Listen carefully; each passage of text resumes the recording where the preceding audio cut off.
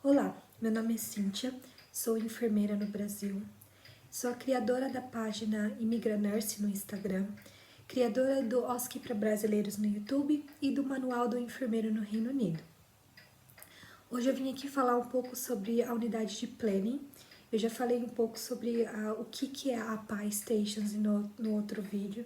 Se você não tem ideia do que é o APAI, você dá uma conferida no outro vídeo. Eu vou dar uma recapitulada rápida aqui, mas lá tem explicado direitinho o que é o APAI. E hoje eu vou estar falando especificamente da unidade de Planning, que faz parte da sua prova prática do OSCE aqui no Reino Unido. Então, vamos lá.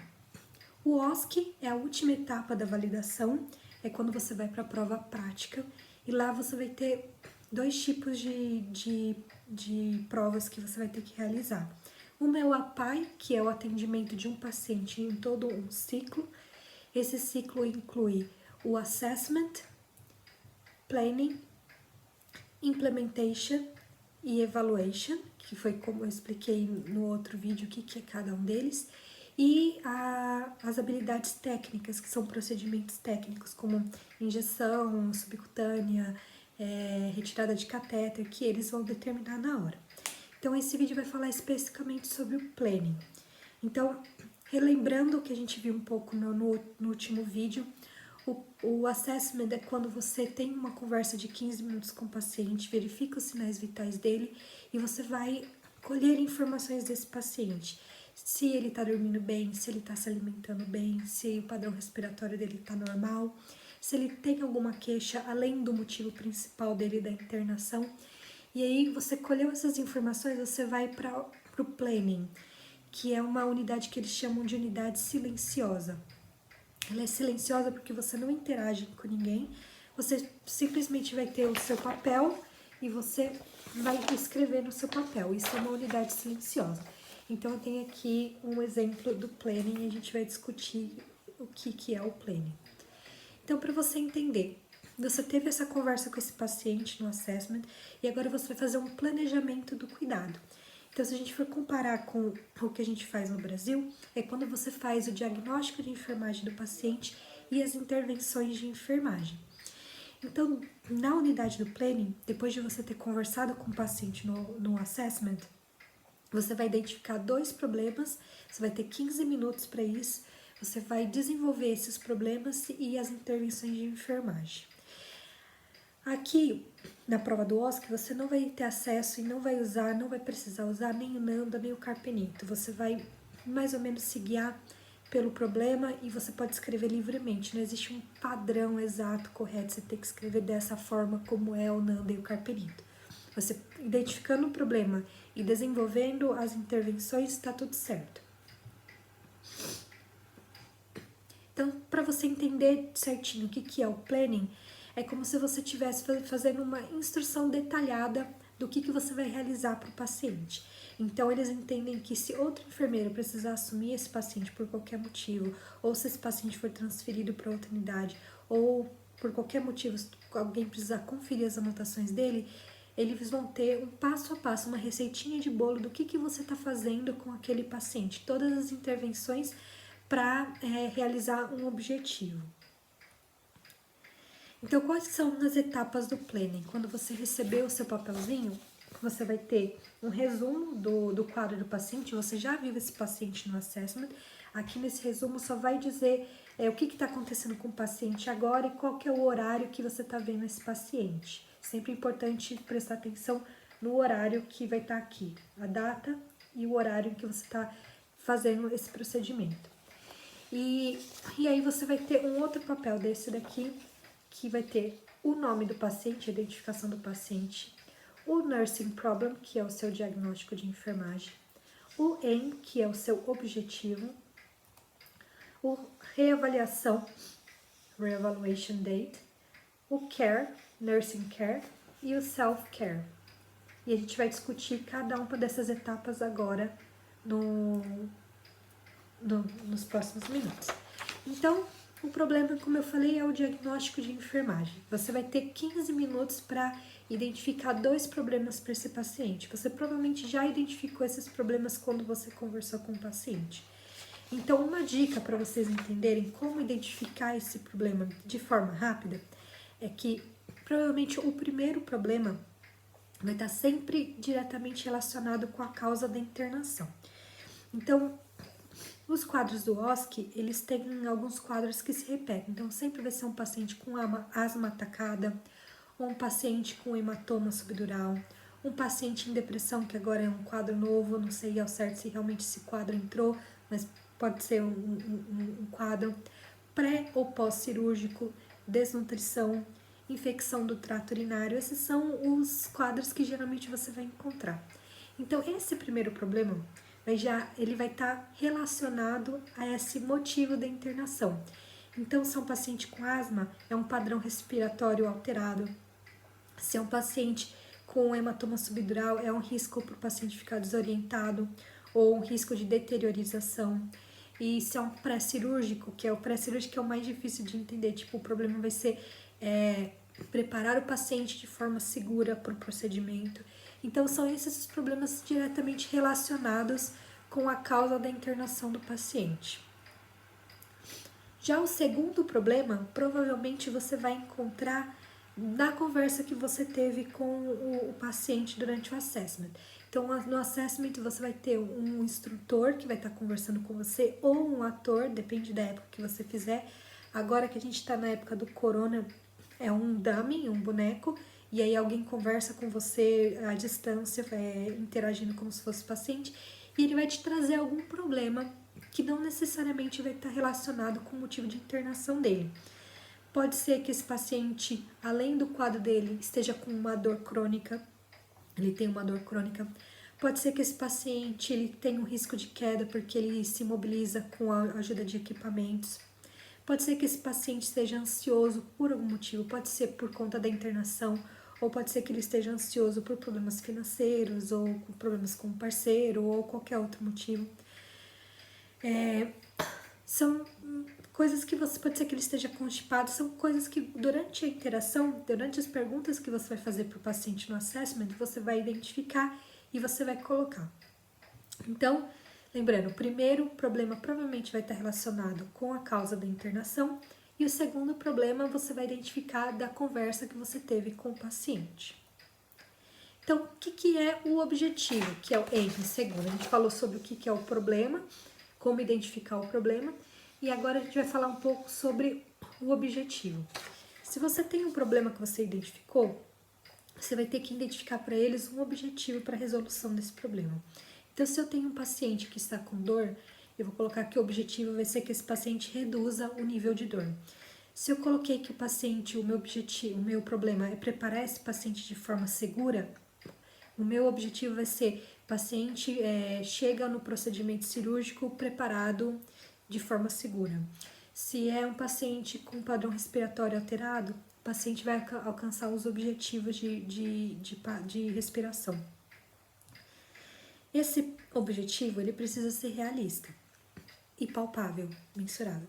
Então, por exemplo, se eu tenho um paciente que ele está com uma dor 8, ou se eu tenho um paciente que ele fala para você que ele tem uma dor crônica, você não vai colocar que o paciente vai alcançar a dor 0, porque é um objetivo irreal. O paciente tem uma dor crônica, de repente, porque ele está no hospital, ele não vai chegar para um score 0 de dor. Você vai colocar objetivo. O paciente vai reduzir a dor num score de 0 a 3 ou num score de 2 a 3. É um objetivo palpável. Se você tem um paciente que está com um padrão respiratório ineficaz ou alterado, você vai colocar: o paciente vai alcançar um padrão respiratório dentro do valor de 12 respirações por minuto até 20 respirações por minuto e um target de oxigênio de saturação de 96%. Então, esses são objetivos que são mensuráveis e são realistas. E é isso que você vai escrever nessa segunda parte. A reavaliação também é um pouco difícil para a gente entender, mas se você seguir um padrão, você não vai ter como errar.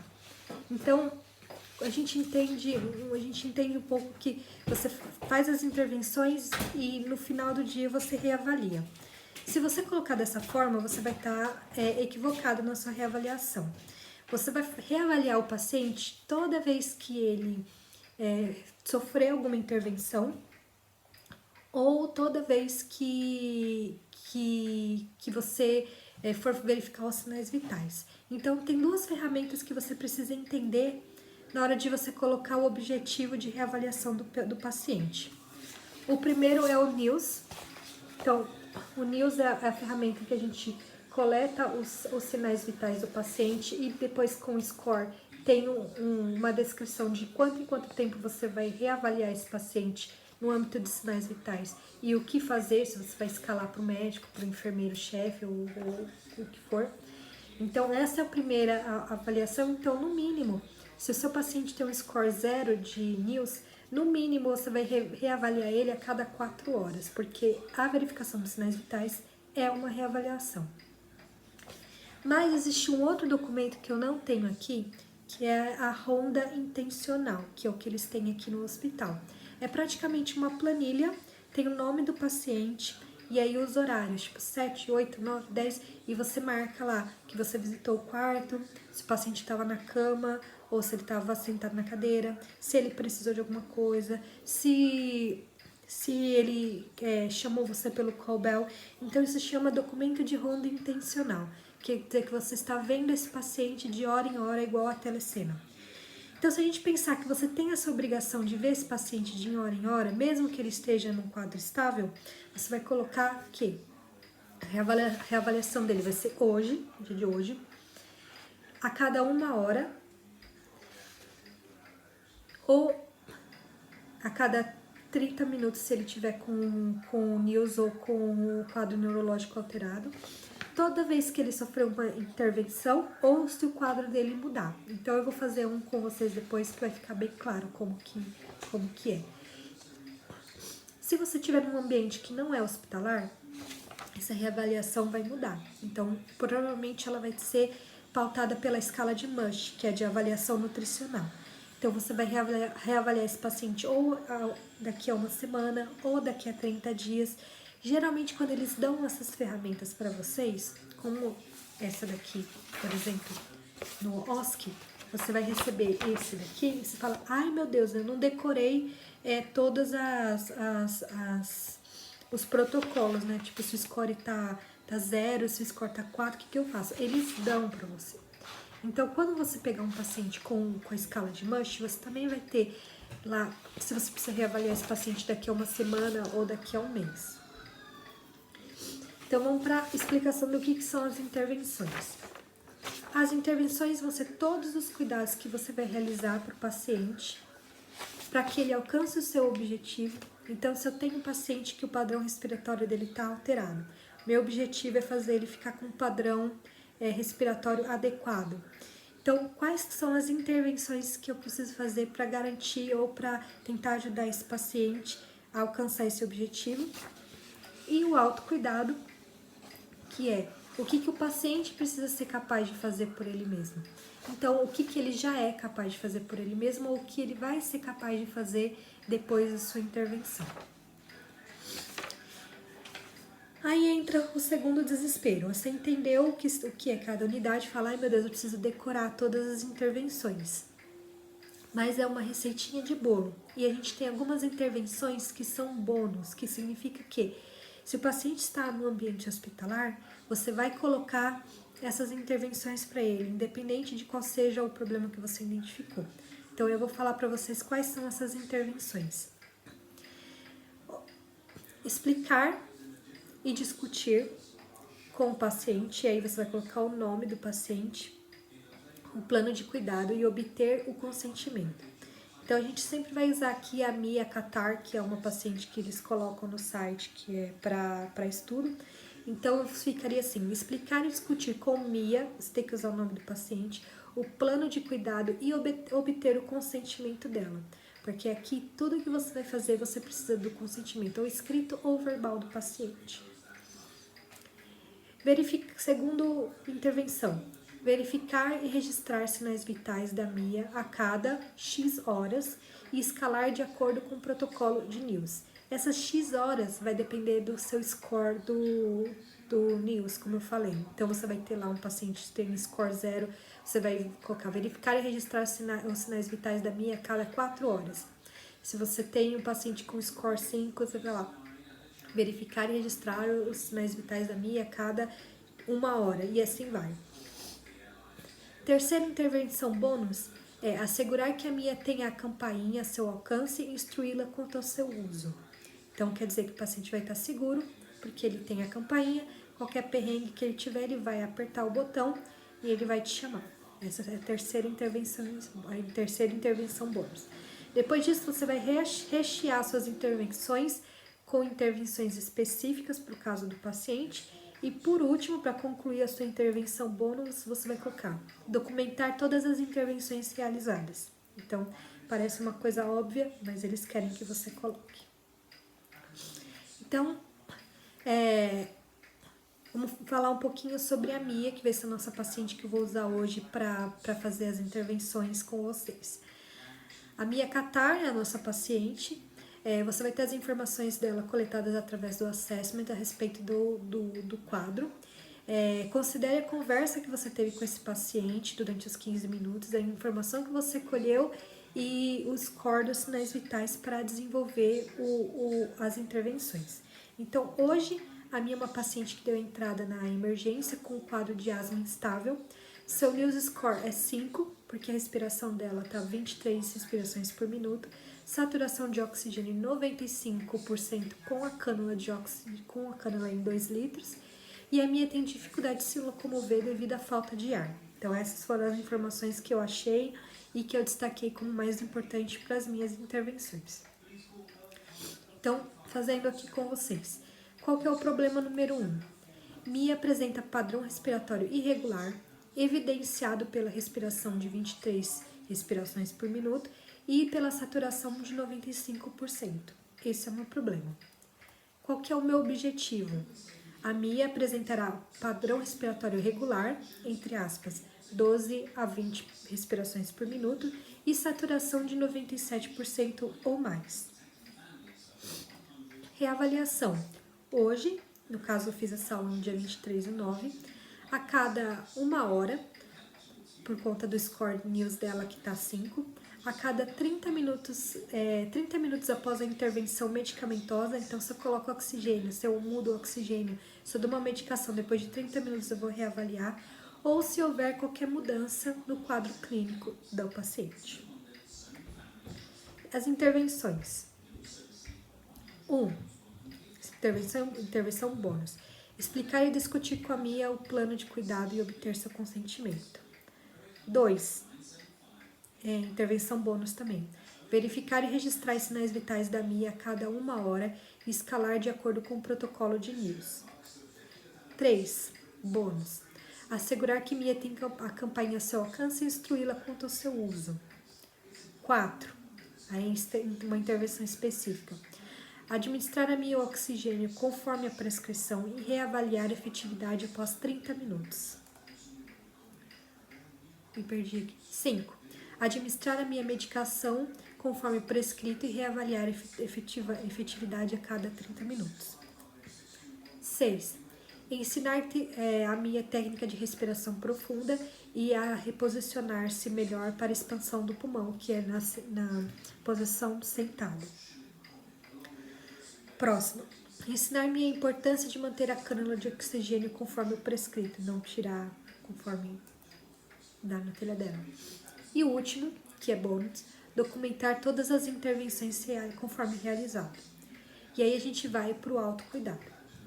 Mia entende o plano de cuidado e consente com o tratamento. Então, tenta sempre casar o autocuidado com a intervenção que você fez.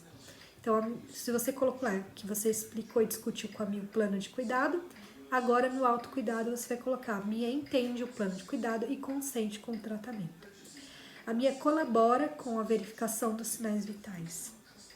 Mia usa a campainha adequadamente quando precisa de assistência. Mia aceita medicações e oxigênio conforme prescrito. Mia participa ativamente do seu cuidado, e eu poderia colocar aqui também, eu não coloquei, Mia é capaz de realizar exercícios de respiração profunda e reposicionamento de forma independente, sem precisar ter que chamar o enfermeiro toda hora. Isso também é um autocuidado legal para colocar. Segundo problema, Coloquei lá no nosso exemplo que a Mia está com dificuldade de se locomover. Então, o problema é, Mia apresenta dificuldade de se locomover devido à falta de ar. Qual que é o meu objetivo? A Mia irá se locomover com segurança e requerir assistência quando necessário. Quando que eu vou reavaliar? Hoje, data de hoje, a cada 1 hora ou se houver mudança no quadro clínico. Intervenções. As 3 primeiras intervenções vão ser aquelas bônus, explicar e discutir o plano de cuidado, verificar os sinais vitais e assegurar que a Mia tenha companhia. Próximo, que é o específico. Referir Mia ao fisioterapeuta para ajudá-la na locomoção e nas atividades, nos exercícios respiratórios. Próximo, organizar os pertences de Mia ao seu alcance. Próximo, orientar Mia a pedir assistência quando precisar se locomover no quarto. E o último, documentar todas as intervenções realizadas. Quais que são os autocuidado? Mia entende o plano de cuidado e consente com o tratamento, colabora com a verificação dos sinais vitais, Mia usa a campainha adequadamente quando precisa, Mia requer assistência quando precisa se locomover, participa ativamente do seu cuidado. Então, esse foi um exemplo de como fazer um planejamento. Se vocês tiverem dúvidas ou se vocês tiverem algum caso específico que vocês queiram que eu redija um plano de cuidado, vocês colocam na observação. Me sigam no Instagram, na página Imigra Nurse. Sigam também o meu canal aqui, por favor, no YouTube. E se vocês quiserem ter acesso ao Manual da Enfermeira no Reino Unido, que é um manual que explica passo a passo como validar o seu diploma aqui no Reino Unido, iniciando o processo do Brasil ou iniciando o processo daqui, só me mandar uma mensagem que eu mando o material de forma gratuita para vocês. Então, vejo vocês no próximo vídeo.